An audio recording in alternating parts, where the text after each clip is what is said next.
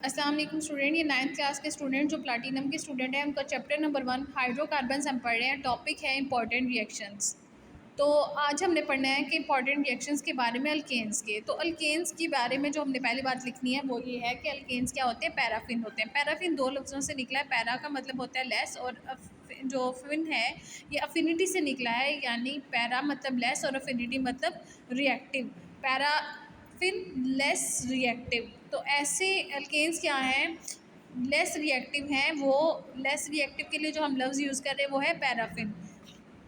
So alkanes are also called as paraffin. Alkanes को paraffins भी कहा जाता है क्योंकि due to its very less reactive nature, क्योंकि ये नेचर में बहुत ही कम रिएक्टिव होते हैं। दूसरा पॉइंट जो हम अल्केन के बारे में पढ़ेंगे वो है नॉन पोलर इन नेचर। कि जो अल्केन्स हैं वो नॉन पोलर इन नेचर होते हैं। नॉन पोलर कौन सी चीज़ें होती हैं जिनकी इलेक्ट्रोनेगेटिविटी बहुत ही कम होती है। इलेक्ट्रोनेगेटिविटी बहुत कम होने का क्या मतलब है कि अब यहाँ पे देखिए कार्बन है हमारे पास, उसकी इलेक्ट्रोनेगेटिविटी है 2.6 और हाइड्रोजन की इलेक्ट्रोनेगेटिविटी हमारे पास 2.1। अब इन दोनों की इलेक्ट्रोनेगेटिविटी आपस में मतलब मिलती जुलती है, बहुत करीब करीब है, इलेक्ट्रोनेगेटिविटी बहुत कम है। तो इनकी इलेक्ट्रोनेगेटिविटी बहुत कम है इनके दरमियान में, तो इस वजह से हम इसे बोलेंगे कि ये क्या है, नॉन पोलर इन नेचर। जिनकी इलेक्ट्रोनेगेटिविटी ज़्यादा होती है, फॉर एग्जांपल यहाँ पे 2.6 है, एक 7.1 तक चला जाए तो इलेक्ट्रोनेगेटिविटी डिफरेंस इनके दरमियान में बहुत ज़्यादा आ जाता है और इसमें इलेक्ट्रोनेगेटिविटी का जो डिफरेंस है वो कम है। तो इलेक्ट्रोनेगेटिविटी का डिफरेंस कम होने की वजह से ये क्या है, नॉन पोलर इन नेचर। और अगर इलेक्ट्रोनेगेटिविटी का डिफरेंस ज़्यादा हो जाता, जैसे मैं कहती एक 2.6 है और एक 7.1 तक हो जाता, तो इलेक्ट्रोनेगेटिविटी का डिफरेंस बहुत ज़्यादा हो जाना था। इस वजह से इसने क्या हो जाता, अगर इलेक्ट्रोनेगेटिविटी का डिफरेंस ज़्यादा होता तो ये पोलर इन नेचर बन जाता। तो चूँकि कार्बन और हाइड्रोजन के दरमियान इलेक्ट्रोनेगेटिविटी का डिफरेंस बहुत कम है, इस वजह से ये नॉन पोलर इन नेचर होता है। थर्ड पॉइंट जो हमें एल्केन्स के बारे में पता होनी चाहिए वो है कि लैक ऑफ रिएक्शन साइट इसमें पाया जाता है। लैक ऑफ रिएक्शन साइट मतलब ये कि जब हम इसमें रिएक्शन के लिए हमें कोई और साइट नहीं मिलती कि इसके अंदर कोई और एजेंट शामिल हो जाए। कोई और एजेंट क्या हो सकता है, इसमें एसिड शामिल हो सकता है, बेस शामिल हो सकती है, या फिर इसके अंदर ऑक्सीडाइजिंग एजेंट शामिल हो सकता है। तो इन सारी चीज़ों को शामिल होने के लिए इस रिएक्शन में कोई भी शामिल होने के लिए जगह नहीं मिलती। सारी सीट्स फुल है, यानी सारी सीट्स मतलब सारी वैलेंसीज जो हैं कार्बन की वो फुली सेटिस्फाइड है और कोई जगह नहीं है कि जहाँ पे कोई और चीज़ अटैच हो सके। और कोई और चीज़ क्या अटैच हो सकती थी, अगर होती तो एसिड या बेस या oxidising agent have no site of reaction. इनको जुड़ने के लिए आपस में रिएक्ट करने के लिए कोई भी साइट नहीं मिल रही, क्योंकि सारी की सारी all valencies are fully satisfied by forming single bond. चूँकि सिंगल बॉन्ड इनके दरमियान बना हुआ है, तो सिंगल बॉन्ड बना के चारों की चारों वैलेंसीज जो हैं कार्बन की फुल हैं और तमाम की तमाम वैलेंसीज जो हैं वो फुली सेटिस्फाइड है। और इस वजह से ना एसिड ना बेस ना ही कोई ऑक्सीडाइजिंग एजेंट, उनको रिएक्शन के लिए कोई भी साइट नहीं मिलती। तो इस वजह से एल्केन्स में लैक ऑफ रिएक्शन साइट होती है। तो तीन चीज़ें अभी तक हमने एल्केन के बारे में पढ़ी कि एल्केन क्या है, पैराफिन है यानी लेस रिएक्टिव इन नेचर है, नॉन पोलर इन नेचर है क्योंकि इनके दरमियान कार्बन और हाइड्रोजन के दरमियान इलेक्ट्रोनेगेटिविटी डिफरेंस बहुत कम है, इस वजह से ये नॉन पोलर इन नेचर है। नंबर 3 पे कि इनके अंदर लैक ऑफ रिएक्शन साइट पाया जाता है कि इसके अंदर कोई और एसिड बेस या ऑक्सीडाइजिंग एजेंट को रिएक्शन के लिए कोई भी साइट या जगह नहीं मिलती। चूँकि क्यों नहीं मिलती, क्योंकि सारी की सारी वैलेंसीज जो हैं फुली सेटिस्फाइड हैं बाय फॉर्मिंग सिंगल बॉन्ड बना के। आगे इसमें जो हम रिएक्शन करने लगे हैं ना अल्केन्स के, वो हैं सबसे पहला रिएक्शन हम करेंगे हैलोजिनेशन का। हैलोजिनेशन में हम लोगों ने जो रिएक्शन करना है वो रिएक्शन है सब्स्टिट्यूशन रिएक्शन। सब्स्टिट्यूशन रिएक्शन अब क्या होता है, ये एक इस तरह का रिएक्शन है कि जिसमें आपने हाइड्रोजन को रिप्लेस कर देना है किसी एटम के साथ या फिर ग्रुप ऑफ एटम के साथ या फिर किसी हैलोजन के साथ। अब हैलोजन मैंने आपको बहुत बार बताया है कि हैलोजन कौन से हैं, फ्लोरीन है, क्लोरीन है, ब्रोमीन है, आयोडीन है, ये सब क्या हैं, हैलोजन्स हैं। तो अब हाइड्रोजन ने रिप्लेस होना है और उनकी जगह पे किसने आना है, किसी एटम ने आना है, या फिर ग्रुप ऑफ एटम आ सकता है या फिर कोई भी हैलोजन आ सकता है, और ये सब क्या हैं, हैलोजन्स हैं। और ये जो रिएक्शन है वो किस चीज़ की मौजूदगी में होगा, ये इसमें बहुत इंपॉर्टेंट एमसीक्यू है कि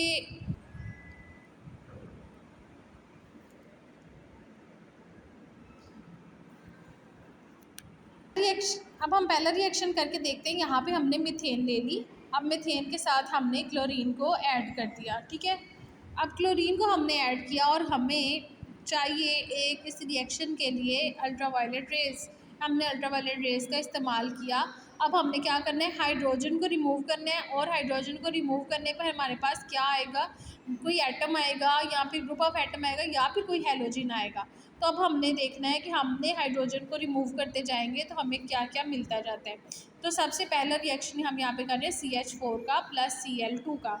तो अब यहाँ पे देखें, एक इसमें से हाइड्रोजन अगर मैं निकाल दूँ तो ये बन जाएगा CH3 बन जाएगा, ठीक है। इसमें से एक हाइड्रोजन मैंने निकाल दिया, ये बन गया CH3। अब ये CH3 है और साथ में हमारे पास क्या है, क्लोरीन। एक क्लोरीन मैं इसके साथ अटैच कर दूँगी और फिर अब हमारे पास बच जाएगा एक क्लोरीन और एक हाइड्रोजन।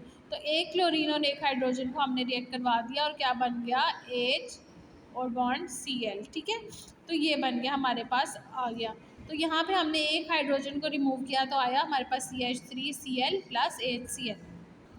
अच्छा, अब हम दूसरा रिएक्शन करवाने लगे। हमारे पास पीछे आया था CH3Cl। अब हमने इसमें दोबारा से हम क्लोरीन को ऐड करेंगे और हमने रिमूवल करनी है हाइड्रोजन की। हम हाइड्रोजन की रिमूवल करेंगे यहाँ पे। अब हमने यहाँ पे हाइड्रोजन की दोबारा से एक हाइड्रोजन की रिमूवल की। हमारे पास यहाँ पे आ गया CH2 हमारे पास आ गया और इसी साथ हम प्लस करके लिख देंगे Cl2, ठीक है। CH2Cl2 ये हमारे पास आ गया। अब हमारे पास क्या बचा, यहाँ से हमने एक हाइड्रोजन को रिमूव कर दिया था और यहाँ पे हमारे पास बची है एक क्लोरीन। तो हमारे पास दोबारा से वही रिएक्शन आ गया, HCl बन गया, ठीक है। और ये है डाइक्लोरोमीथेन बना है। पीछे हमारे पास क्या बना था, क्लोरोमीथेन बना था हमारे पास, ठीक है। और अब हमारे पास बना है dichloromethane, CH2Cl2 plus HCl, dichloromethane बना है। अब हमने दोबारा से तीसरा रिएक्शन करना है। वो पहला रिएक्शन था, ये दूसरा है, और अब हमने तीसरा रिएक्शन करना है।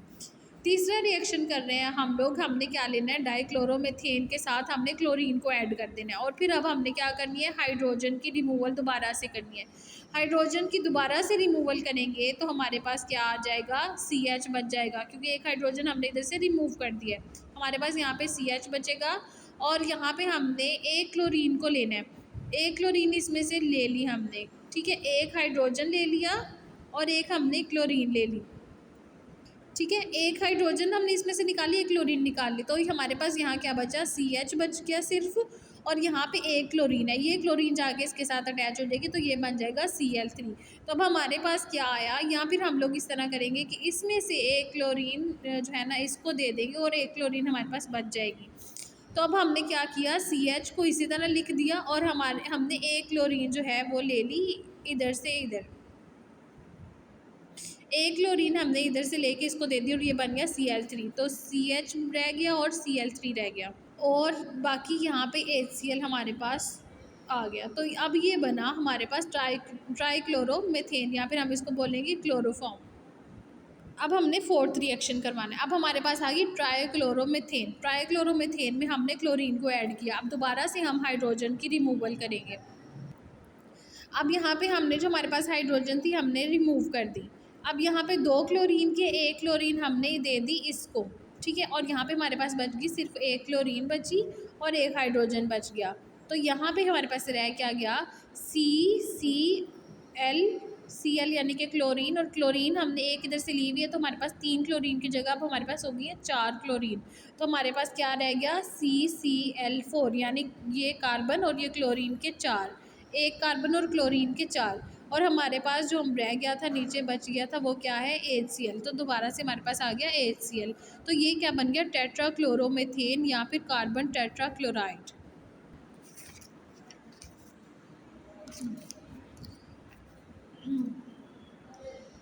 क्लोरोमीथेन हमारे पास जो है, हम इसका स्ट्रक्चर बना के देते हैं। हमारे पास है CH3Cl, और CH3Cl में हमारे पास होना चाहिए 3 हाइड्रोजन के और एक क्लोरीन का और एक कार्बन, ठीक है। एक कार्बन हमने लगा दी, हाइड्रोजन के 3 हमने पूरे कर दिए और एक हमारे पास क्लोरीन आ गई, हमने स्ट्रक्चर बना दिया। अब हमारे पास है डाइक्लोरोमीथेन का। डाइक्लोरोमीथेन में हमारे पास है 2 हाइड्रोजन और 2 क्लोरीन। कार्बन के साथ हमने 2 हाइड्रोजन अटैच कर दिए और 2 क्लोरीन अटैच कर दिए। अब हमारे पास है CH Cl3 यानी एक कार्बन एक हाइड्रोजन और 3 क्लोरीन। एक कार्बन के साथ हमने एक हाइड्रोजन अटैच कर दिया और 3 क्लोरीन के एटम्स अटैच कर दिए। हमारे पास अब है टेट्राक्लोरोमीथेन का स्ट्रक्चर जो है हमने बनाना है CCl4 यानी क्लोरीन के 4 कार्बन के साथ 4 क्लोरीन अटैच होंगे। तो ये हमने कार्बन के साथ चारों तरफ क्लोरीन को अटैच कर दिया, तो ये हमारे पास जो है वो स्ट्रक्चर आ जाता है।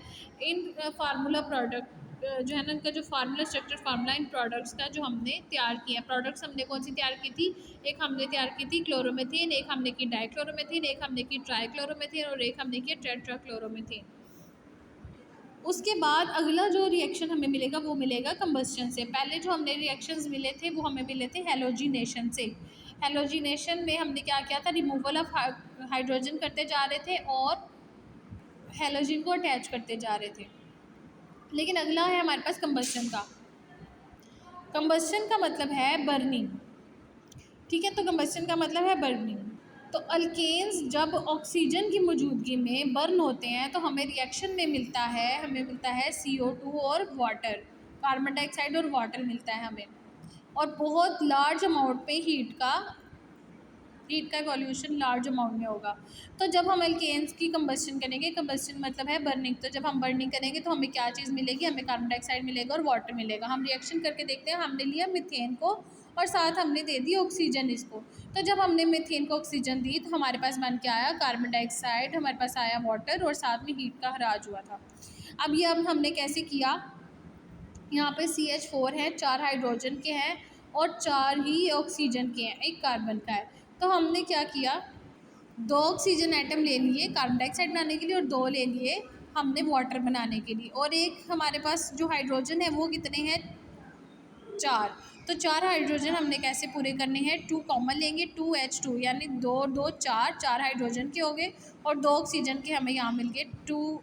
इसके साथ हमें कॉमन लिया हुआ है तो इसलिए ऑक्सीजन को भी 2 मिलेंगे। तो 2 ऑक्सीजन हमारे पूरे हो गए और 4 हाइड्रोजन पूरे हो गए। तो 2 हमारे पास अब ऑक्सीजन रह गया और एक कार्बन रह गया, तो हमने कर दिया CO2। तो ये बन गया कार्बन डाइऑक्साइड और वाटर, साथ में हीट का हराज हो। अगला रिएक्शन है 2CH3 प्लस 7O2। हमने 7 ऑक्सीजन लिए हैं, 7 कॉमन लिया और यहाँ पे हमारे पास O2 है, तो यहाँ बन गया 14 ऑक्सीजन के। और यहाँ पे जो हमारे पास कार्बन है, कार्बन में हमारे पास है 2 इसमें और 2 इसमें, यानी 4 हमारे पास कार्बन है और हाइड्रोजन है हमारे पास वो है 6। 3 ये हाइड्रोजन और 3 ये, तो हाइड्रोजन हमारे पास है 6 और 4 है कार्बन और हमारे पास है 14 ऑक्सीजन। हम इक्वेशन को बैलेंस करने के लिए हमारे पास जो 4 कार्बन थे हमने 4 कार्बन लिया और हमारे पास ऑक्सीजन जो है चूँकि 14 हैं तो हम उसमें से 4 ऑक्सीजन इधर इस्तेमाल कर लेते हैं।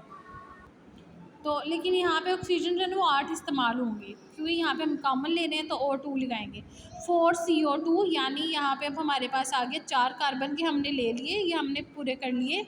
और हमने जो ऑक्सीजन लिए हैं, ऑक्सीजन हमारे पास टोटल हैं 14 और इसमें से हमने ले लिए 4 2 बार 8 ऑक्सीजन हमने ले लिए। 4CO2 हमारे पास आ गया। अब हमने क्या लिया? यहाँ पे कॉमन में लिया 6H2O। यहाँ पे 6 लेंगे तभी हमारे पास ये रिएक्शन कंप्लीट होगा क्योंकि हमारे पास 6 हैं हाइड्रोजन के, तो 6 हाइड्रोजन हमने यहाँ पे ले लिए। बल्कि हमारे पास 12 हैं हाइड्रोजन के भी, तो 12 हाइड्रोजन इस तरह से है क्योंकि ये 2 कॉमन लिया हुआ था, 3 2 बार 6 और 3 2 बार 6, तो 12 है हाइड्रोजन हमारे पास। तो यहाँ पे हमने 6 जब कॉमन लिया 6H2 लगाएंगे ताकि हाइड्रोजन 12 पूरे हो जाए और 6 ऑक्सीजन जो हमारे पास बच गए थे वो ऑक्सीजन भी हमने यहाँ पे लगा दिए। तो यहाँ पे बन गया 6H2O और साथ में हीट का इवोल्यूशन हुआ।